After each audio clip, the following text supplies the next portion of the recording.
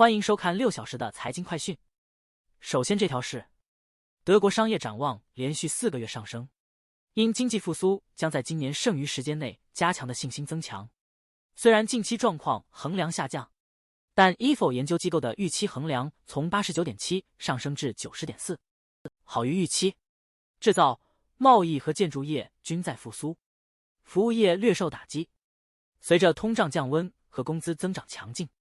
预期消费者将在未来几个季度推动渐进复苏。下一条，美国监管机构允许以太坊 ETF 后，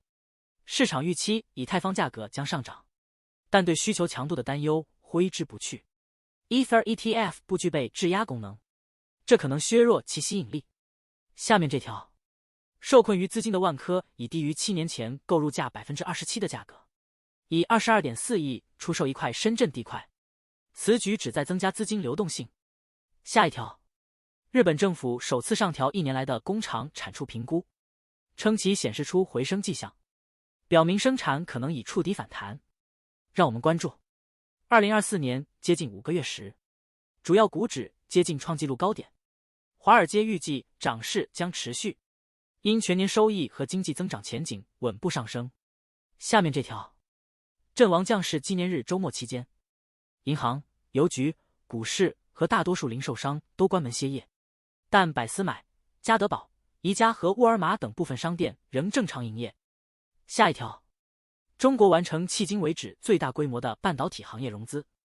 总额达3440亿元人民币，470亿美元，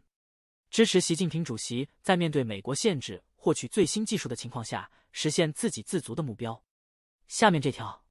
巴西超越比利时，成为中国新能源汽车的最大出口国。英中企在欧盟反补贴调查期间增加对非欧洲市场的销量。让我们关注，由于通胀压力，美国主要零售商大幅降价促销，以吸引消费者在夏季购物，其中包括杂货在内的许多商品均有永久或临时降价。最后一条，近期大宗商品价格上涨势头强劲，